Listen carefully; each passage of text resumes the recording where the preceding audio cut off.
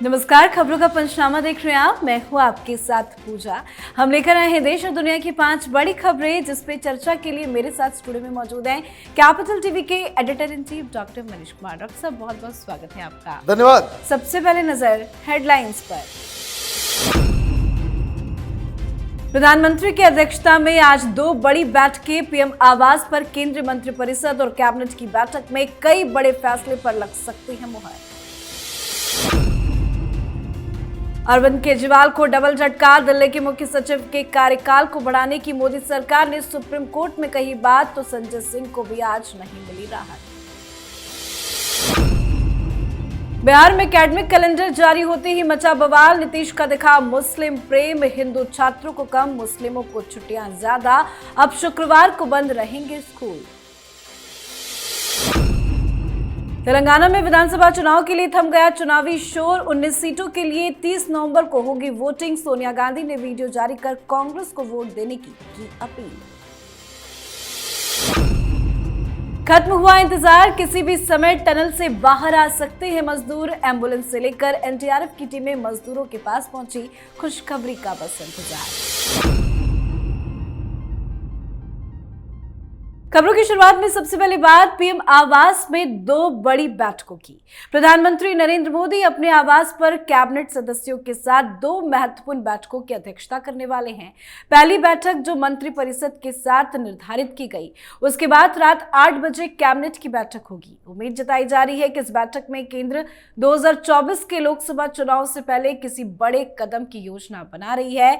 ये बैठकें इसलिए भी खास है क्योंकि 5 राज्यों राजस्थान, मध्य प्रदेश, छत्तीसगढ़, तेलंगाना और मिजोरम के विधानसभा चुनाव परिणाम घोषित होने से कुछ दिन पहले कैबिनेट मंत्री प्रधानमंत्री मोदी से मुलाकात करेंगे। इस बैठक में क्या कुछ बड़ा फैसला लिया जा सकता है? देखिए, जो जानकारी मिल रही है वो शीतकालीन सत्र के दौरान क्या क्या कानून, क्या क्या चीज को लेकर के जाना है और कैसे पूरी तरीके के इसका इस्तेमाल कुछ बड़े कानून को लाने में किया जाना है, उसके ऊपर ब्रीफिंग की जाएगी। लेकिन खबर यह आ रही है कि प्रधानमंत्री मोदी दरअसल हर मंत्रिमंडल, हर मंत्रालय के काम काज का एक रिव्यू करना चाह रहे हैं, ताकि एक कैलेंडर बनाया जा सके 2024 के चुनाव तक के रनअप का, कि किस तरीके से हम हर 15 दिन में एजेंडा को बदलें। जैसे फॉर एग्जाम्पल अभी तो शीतकालीन सत्र होगा, उसके बाद जैसे ये खत्म होगा, अचानक से वो 22 तारीख को राम मंदिर का है, लेकिन विकसित भारत का फिर जो तमाम जो योजनाएं केंद्र सरकार के द्वारा की गई हैं, उसको कैसे जनता तक पहुंचाना है, कैसे जो अभी समय जो बचा हुआ है चुनाव की घोषणा का, उसको कैसे इस्तेमाल करना है, ये तमाम चीजें, मतलब कामकाज से ज्यादा कामकाज की समीक्षा और 2024 के लोकसभा चुनाव के पहले किस तरह का एक रोड मैप कैंपेन का बन सकता है, उसके लिए ये बैठक बुलाई गई है। जी, अब बात अरविंद केजरीवाल को लगे डबल झटके की। दिल्ली में नए मुख्य सचिव की नियुक्ति को लेकर सुप्रीम कोर्ट में आज सुनवाई हुई। सुनवाई के दौरान केंद्र सरकार की तरफ से पेश हुए वकील ने कोर्ट को कहा कि फिलहाल सीमित समय के लिए मौजूदा चीफ सेक्रेटरी नरेश कुमार का कार्यकाल बढ़ाना चाहते हैं, जो केजरीवाल के लिए बड़ा झटका है। साथ ही आज दिल्ली शराब घोटाले में गिरफ्तार संजय सिंह की जमानत याचिका पर राउस एवेन्यू कोर्ट में सुनवाई हुई। कोर्ट ने संजय सिंह को कोई राहत नहीं दी। कोर्ट ने इस मामले में ईडी को नोटिस जरूर जारी किया है। अब 6 दिसंबर को इस पूरे मामले में अगली सुनवाई होगी। ये 2 बड़े झटके केजरीवाल के लिए कितनी बड़ी मुसीबत? भाई, बहुत बड़ी मुसीबत। केजरीवाल आज सुप्रीम कोर्ट में जो कुछ भी हुआ उसको सुन के बौखला गया हुआ, क्योंकि पूरी पिछले 1 महीने से पूरी ताकत इसने झोंक दी थी कि किसी तरीके से ये जो चीफ सेक्रेटरी नरेश कुमार है उनको हटाया जाए।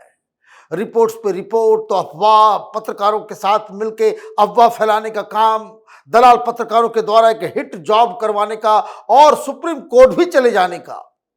एलजी ने इन तमाम चीजों को तो खारिज कर दिया, कोई इन्वेस्टिगेशन नहीं, कुछ नहीं। लेकिन कोर्ट में आज बड़ा ही इंटरेस्टिंग चीज हुआ। कोर्ट में केजरीवाल ये कह के गए, सुप्रीम कोर्ट का दरवाजा खटखटाया था कि चूंकि दिल्ली सर्विस कानून जो अभी हाल में पारित किया गया था, उसके ऊपर इन्होंने एक रिव्यू डाला हुआ है, कॉन्स्टिट्यूशन बेंच उसको सुन रहा है, तो ये मामला सब जुडिस है, इसलिए उस कानून को अप्लाई नहीं किया जा सकता है और जब तक वो कानून पे फैसला सुप्रीम कोर्ट का नहीं आता तब तक वो चीफ सेक्रेटरी के ऊपर जो है उसको बदलना जरूरी है, तमाम तरह की चीजें। अब चीफ जस्टिस ऑफ इंडिया इसको सुनवाई कर रहे थे, उन्होंने साफ साफ कहा कि ये कानून तो लागू है और ये कानून लागू है तो उसके मुताबिक चीफ सेक्रेटरी को अपॉइंट करने का अधिकार केंद्र के पास है, तो वो केंद्र के पास रहेगा, क्योंकि किसी कोर्ट ने उस कानून के ऊपर कोई स्टे नहीं लगा रखा है। लेकिन सरकार की तरफ से एक ऐसी बात कह दी गई, उससे पूरा मामला बिगड़ गया। केजरीवाल को बहुत बड़ा झटका लग गया जब मोदी सरकार के वकील तुषार मेहता ने कोर्ट में ये घोषणा कर दी कि हम नया अपॉइंट अभी नहीं करने जा रहे हैं, कुछ एडमिनिस्ट्रेटिव चीजों की वजह से हम नरेश कुमार को अभी 4-5 महीने एक शॉर्ट एक्सटेंशन देना चाहते हैं, मतलब वो बने रहेंगे, सरकार ने फैसला कर लिया। अब इसी एडमिनिस्ट्रेटिव कारणों की वजह से केजरीवाल चाह रहा था कि नरेश कुमार को बाहर किया जाए और सरकार ये चाह रही कि इन्हीं एडमिनिस्ट्रेटिव कामों की वजह से उनको एक्सटेंशन दिया जाए। ये एडमिनिस्ट्रेटिव काम क्या है?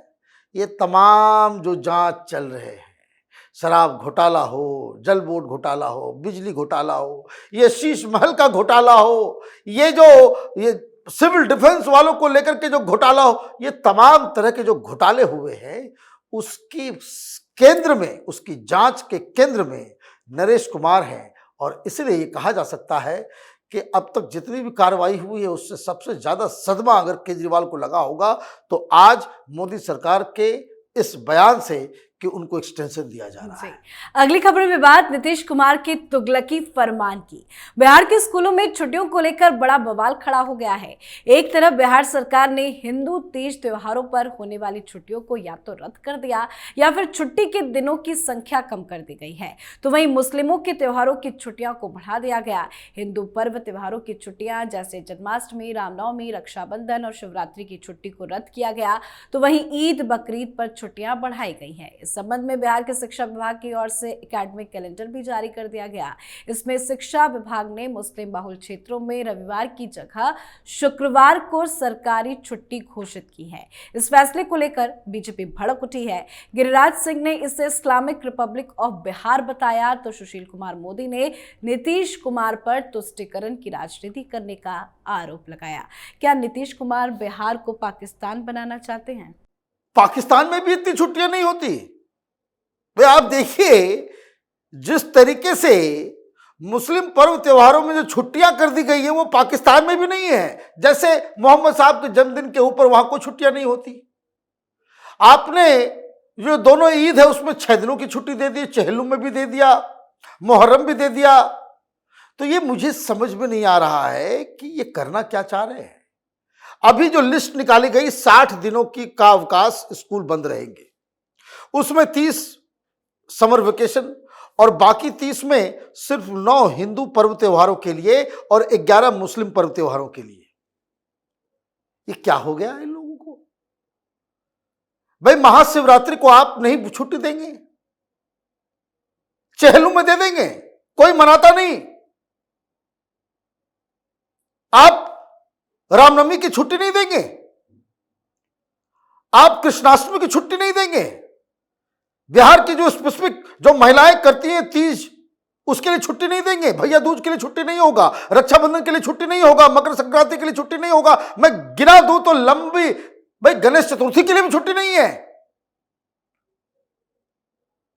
यह अजीबोगरीब बयान और यह फरमान ये बिहार में इसलिए निकल रहा है क्योंकि इनको मुस्लिम वोट बैंक को संतुष्ट करना होता है। ये मत भूलिए, ये पाकिस्तान और पीएफआई का सबसे बड़ा अड्डा बिहार बनता चला गया है। बिहार के कई ऐसे इलाके हैं जहां पे 70-75% से ज्यादा मुस्लिम पॉपुलेशन हो गया है। इतना डेमोग्राफिक चेंज हो गया है। ये लोग अपनी तुच्छ राजनीति के लिए, ये नीतीश कुमार जैसे लोग अपनी तुच्छ राजनीति, ये कुर्सी बचाने के चक्कर में बिहार को नरक बनाने में तुले हुए हैं। और ये हर बार ये चौथा इस तरह का हिंदुओं भावनाओं को जो है, हिंदुओं की भावनाओं को ठेस पहुंचाने का काम नीतीश कुमार ने किया है।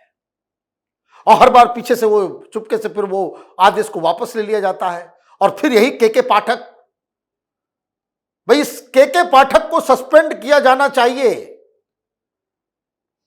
ये क्यों इस तरह की मनमानी हर बार करता रहता है और उस पे नीतीश कुमार हो या तेजस्वी यादव हो वे कुछ नहीं कर पाते हैं, या फिर इनके आदेश से वो कर रहा है, इसका पता करना जरूरी है। बिल्कुल। अब बात चुनावी खबर की। तेलंगाना में 30 तारीख को 119 सीटों के लिए वोटिंग होनी है, जिसको लेकर आज चुनाव प्रचार का आखिरी दिन रहा। आखिरी दिन बीजेपी कांग्रेस के बड़े बड़े नेताओं का धुआंधार प्रचार देखने को मिला। तो वहीं सोनिया गांधी ने वीडियो संदेश जारी कर एक सच्ची और ईमानदार सरकार बनाने का दावा करते हुए कांग्रेस के लिए वोट किए जाने की अपील की है। अब तक तो सोनिया गांधी ने किसी राज्य के लिए वीडियो संदेश नहीं दिया, तेलंगाना के लिए क्यों? देखिए, मुझे तो बहुत ये हंसी आई कि ईमानदार सरकार के लिए कांग्रेस पार्टी को चुनो। मैंने कोई और दुनिया में कोई आर्गुमेंट बचा नहीं है। कांग्रेस पार्टी ईमानदार सरकार देगी। ये तो ऐसे ही हुआ कि अंधे को दिखाई देने लग जाए सब कुछ। सोनिया गांधी ने तेलंगाना में क्यों किया पता नहीं, लेकिन तेलंगाना तो जब उसका बंटवारा हुआ और उसको लेकर के कांग्रेस पार्टी की तो हालत बहुत खराब थी। तेलंगाना के लोग को यही लगा कि कांग्रेस पार्टी सबसे बड़ी दुश्मन है और इसलिए ये पार्टी अचानक से विलुप्त हो गई। अभी मसला ट्रायंगुलर फंसा हुआ है। यह अपील इसलिए किया गया, ऐसा पता नहीं क्यों लोगों को लगता है कि सोनिया गांधी अपील करेंगी तो लोगों का जुमावड़ा भीड़ उमड़ पड़ेगी। सोनिया गांधी के अपील से कांग्रेस का वोट कम ही हो जाएगा, ज्यादा नहीं होने वाला है। लोग किस तरह के चापलूसी में फंसे हुए हैं मुझे समझ में नहीं आता। खैर, वो पूरी जद्दोजहद इस बात के लिए है कि कांग्रेस पार्टी वहां सेकंड पोजीशन में आए। भारतीय जनता पार्टी से ज्यादा वोट तेलंगाना में कांग्रेस पार्टी को लाना ही होगा, क्योंकि तेलंगाना में उसकी कांग्रेस पार्टी की सरकार नहीं बन रही है। पूरी लड़ाई सेकंड पोजीशन के लिए है, बीजेपी से ज्यादा वोट लाना है। वो क्यों? क्योंकि इससे इनका जो आगे का इस चुनाव के नतीजों के बाद जो 2024 के जो समीकरण बनेंगे, खास करके वो विपक्षी गैंग के अंदर, उसमें उनका से बढ़ेगा। और अगर कहीं कांग्रेस पार्टी मिजोरम से भी गायब है, तेलंगाना में भी थर्ड पोजीशन पे आ जाए और एक दो राज्य इधर से लूज कर गई, तो फिर कांग्रेस पार्टी ना घर की रहेगी ना घाट की रहेगी। जी, अब बात आज की आखिरी खबर की। उत्तराखंड के उत्तरकाशी स्थित सिलक्वायरा टनल में पिछले 17 दिनों से फंसे मजदूर अब किसी भी वक्त बाहर निकाले जा सकते हैं। मलबे के बीच से रास्ता बनाने में जुटे रेड माइनर्स इन मजदूरों के बेहद करीब पहुंच चुके हैं। उधर टनल के अंदर एनडीआरएफ की टीम भी मौजूद है। इसके अलावा इन मजदूरों को तत्काल चिकित्सा सहायता देने के लिए वहां 41 एम्बुलेंस के साथ डॉक्टरों की टीम भी टनल के अंदर पहुंच चुकी है। पूरी तैयारी है, बस खुशखबरी का इंतजार है। बहुत जल्द गुड न्यूज आने वाला है, लेकिन सरकार की मेहनत, एनडीआरएफ टीम की लगन, किसको क्रेडिट देना चाहिए? देखिए, क्रेडिट तो सबको देना पड़ेगा और क्रेडिट उन तमाम 41 जो वर्कर्स जो अंदर हैं उनके जज्बे को भी सलाम करना पड़ेगा कि वो उन्होंने अपना हिम्मत नहीं खोया। वो अंदर से कहते रहे कि हम लोग वहां ठीक हैं, आप लोग अपना काम करते रहो, हम लोग को यहां कोई दिक्कत नहीं है। तो जब वैसे जज्बे वाले लोग अंदर होंगे तो फिर क्या है। अभी जो लेटेस्ट जानकारी मिल रही है, एनडीआरएफ की टीम ने बाकायदा मजदूरों के साथ संपर्क कर लिया है। किसी वक्त उनको निकाला जा रहा है या फिर जब तक ये वीडियो लोड हो तब तक वो लोग निकलना भी शुरू कर दे। और जो जानकारी मिल रही है कि 5 से 7 मिनट एक व्यक्ति को उस पाइप के जरिए निकाला जाएगा। और जो सक्सेसफुल ऑपरेशन हुआ कि जो टनल है नीचे, उसके ऊपर से बाकायदा वर्टिकली उसमें सुरंग बनाया गया है और उसके बाद वहां से एक एक करके लोगों को निकाला जाएगा। 3 घंटे 4 घंटे का ये प्रोसेस होगा। डॉक्टर्स वहां पे हैं, वहां पे हेलीकॉप्टर्स को भी लगाया गया है कि लोग निकलेंगे, लेकिन इतनी ज़्यादा मेडिकल चीज़ों की आवश्यकता इसलिए नहीं पड़ेगी क्योंकि लगातार जो बातचीत हो रही है, अंदर सब लोग स्वस्थ भी हैं और सब लोगों का मूड भी अच्छा भी है। तो एक बहुत बड़ा अचीवमेंट होगा। ये अपने आप में एक इतिहास बनेगा कि इतने दिनों तक टनल के अंदर फंसे रहे मजदूरों को भारत ने बहुत ही कायदे से उसको बाहर निकाला। तो फुल क्रेडिट टू एडमिनिस्ट्रेशन, वहाँ पे लगे लोग, इन सब के जज्बे को सलाम, और खास करके वो लोग और उनके परिवार वाले जिन्होंने अपना हिम्मत जो है उन्होंने नहीं तोड़ा। बिल्कुल, बहुत बहुत धन्यवाद बातचीत के लिए। धन्यवाद। खबरों का पंचनामा में आज के लिए फिलहाल इतना ही। देश विदेश की बाकी खबरों और उनके सटीक एनालिसिस के लिए देखते रहिए कैपिटल टीवी। हमें लाइक कीजिए, शेयर कीजिए और कैपिटल टीवी को सब्सक्राइब कीजिए। नमस्कार।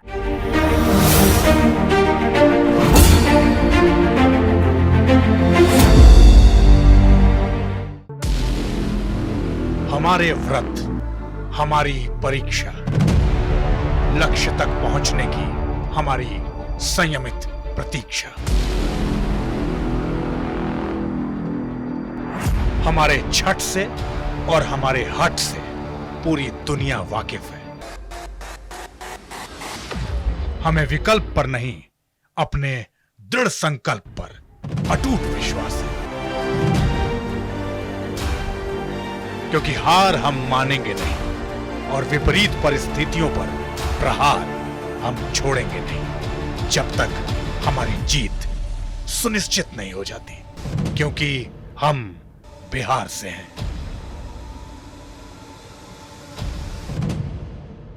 कैपिटल टीवी पर मैं अमित प्रकाश लेकर आ रहा हूं बिहार पर एक ब्रांड न्यू स्पेशल शो, हम बिहार से हैं।